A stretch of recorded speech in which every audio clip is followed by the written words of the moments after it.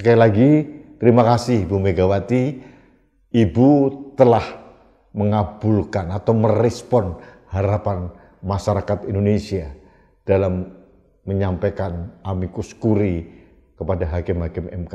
Dan mudah-mudahan dengan segala kerendahan hati saya berharap yang mulia hakim-hakim MK membaca, mempertimbangkan dengan penuh integritas dan kredibilitas apa yang disampaikan Ibu Megawati dalam amicus curiae-nya. Karena ini akan menentukan nasib atau arah perjalanan kebangsaan kita mau dibawa kemana. Nasib demokrasi kita, semangat reformasi kita itu bergantung dari palu emas yang akan diketukkan oleh Hakim MK tanggal 22 April 2024. Mudah-mudahan harapan Ibu Megawati sama dengan harapan rakyat Indonesia. Demokrasi kembali pulih, demokrasi kembali tegak lurus untuk menyelamatkan bangsa Indonesia.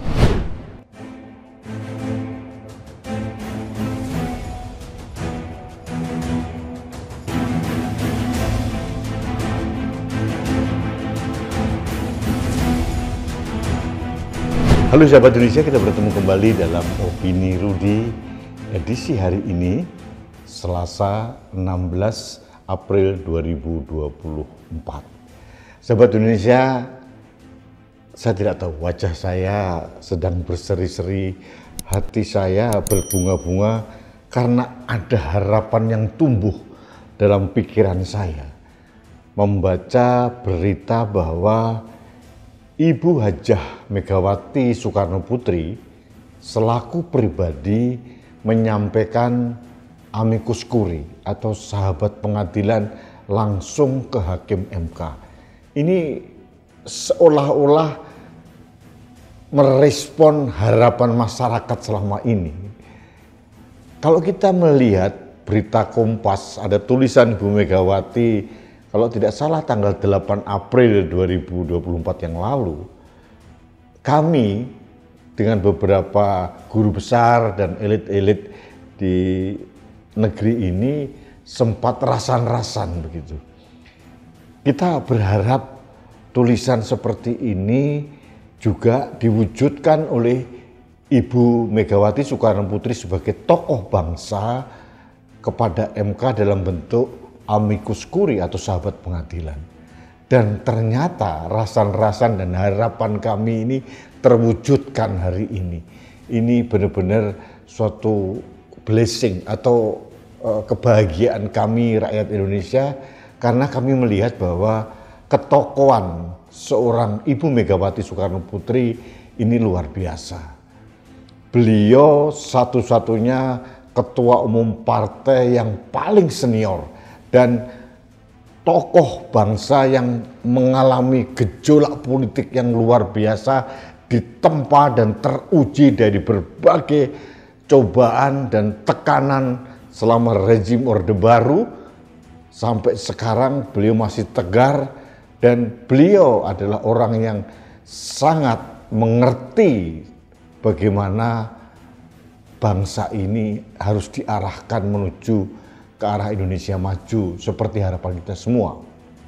Nah, dalam amicus curiae yang disampaikan melalui Sekjen PDI Perjuangan, ini ditekankan bahwa ini dalam kapasitas seorang Ibu Megawati Soekarno Putri bukan sebagai Ketua Umum PDI Perjuangan, tapi beliau sebagai pribadi, sebagai masyarakat Indonesia, dan tentu saja tidak bisa kita abaikan beliau adalah Presiden kelima Republik Indonesia.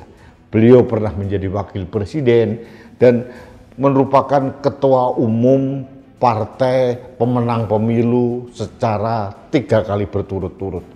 Ketokohan Megawati bukan hanya sekedar beliau adalah anak seorang proklamator Bung Karno, tapi secara pribadi ketokohannya luar biasa. Kalau kita membaca detail amicus curiae yang disampaikan oleh Ibu Megawati, jelas beliau itu mengetuk nurani dan hati serta kejernihan hakim-hakim MK untuk memutuskan bahwa kebenaran itu adalah kebenaran, keadilan adalah keadilan.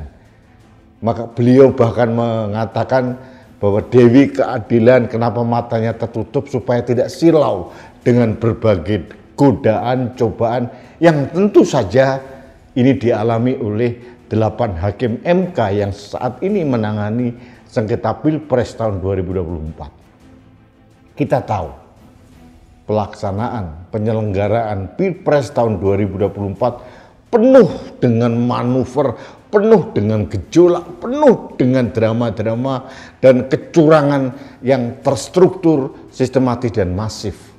Ini dibaca oleh seluruh anak bangsa.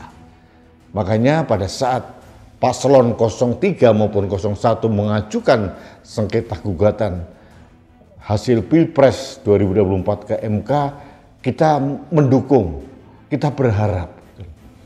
Ada harapan muncul pada saat 303 guru besar dan akademisi dari berbagai perguruan tinggi di Indonesia menyampaikan amicus curiae atau sahabat pengadilan kepada MK.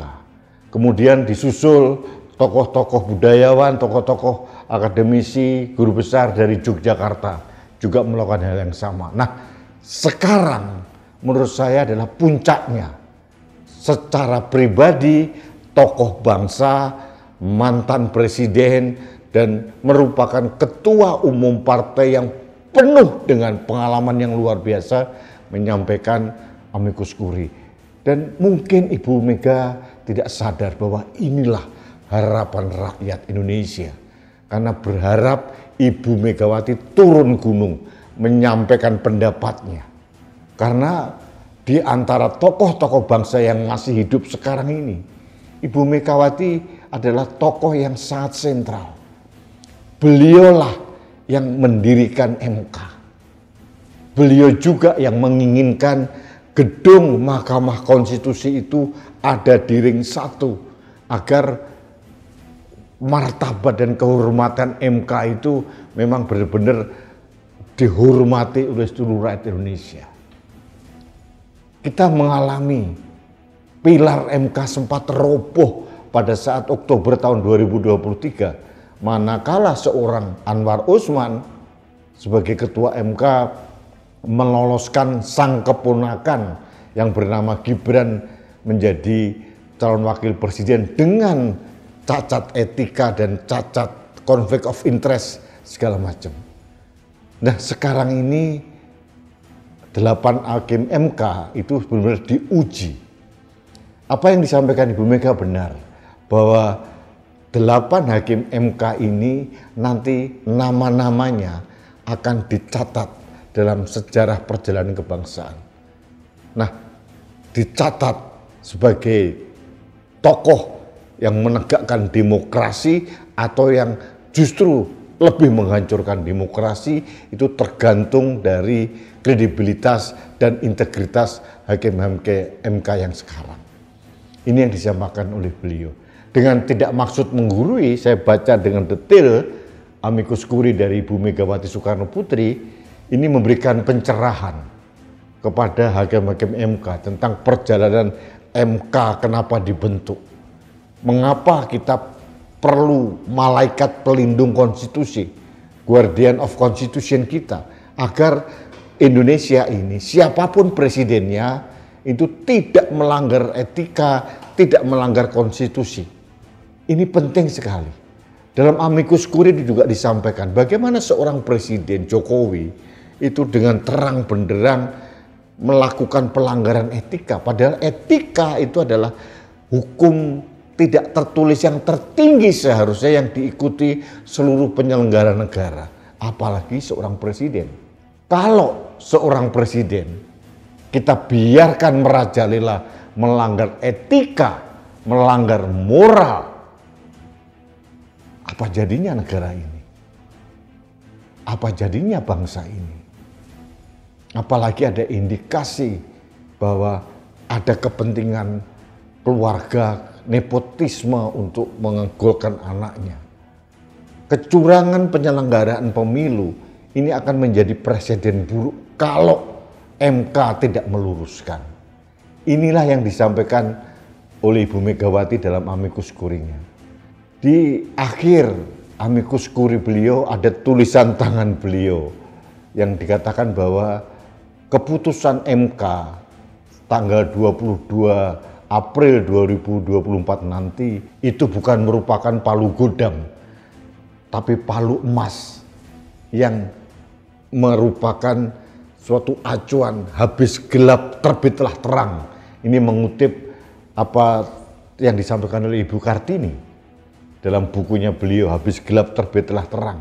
Nah, kita memaknai bahwa habis gelap itu adalah kegelapan demokrasi selama penyelenggaraan Pilpres ini mudah-mudahan akan kemudian diterangkan secercah cahaya keadilan, kebenaran yang diketukkan melalui palu emas dari hakim-hakim MK. Ini yang diharapkan oleh Ibu Megawati Soekarno Putri. Dan ada yang menarik lagi, sahabat Indonesia. Di dalam tulisan tangan beliau disebutkan Megawati Soekarno, bukan sekedar Megawati Soekarno Putri seperti biasa. Artinya ini untuk mengingatkan bahwa Ibu Megawati Soekarno itu adalah anak kandung, anak biologis, anak ideologis dari seorang tokoh bangsa yang memerdekakan bangsa ini, yaitu Insinyur Soekarno atau Bung Karno.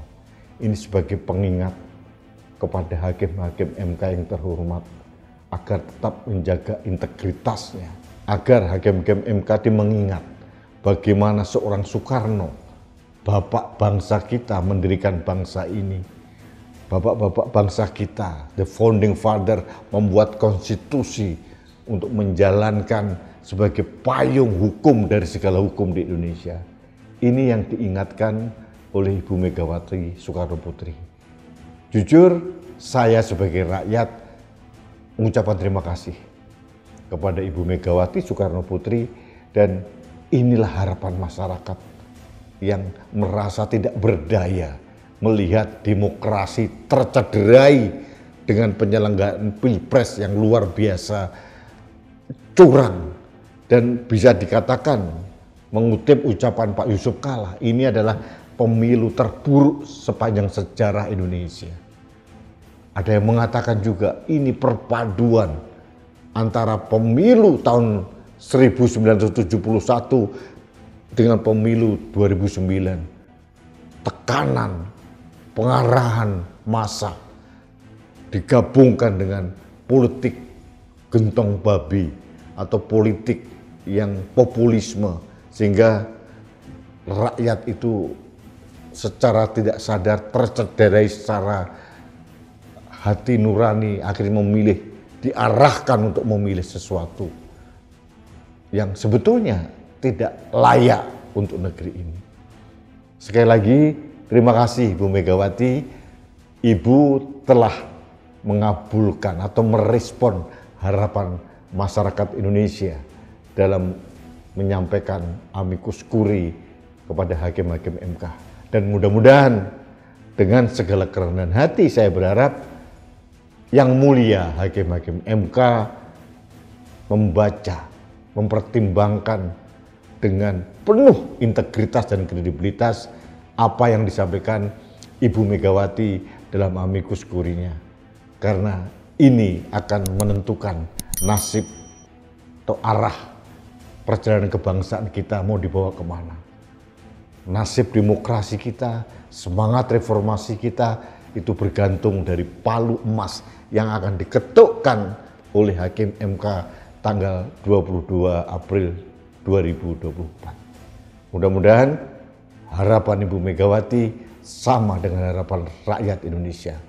Demokrasi kembali pulih, demokrasi kembali tegak lurus untuk menyelamatkan bangsa Indonesia. Itu saja yang ingin saya sampaikan dalam kesempatan ini. Terima kasih Anda telah mengikuti Opini Rudi. Kita bertemu kembali dalam Opini Rudi selanjutnya. Salam satu Indonesia, salam Pancasila, salam demokrasi Indonesia. Saya Rudi SK.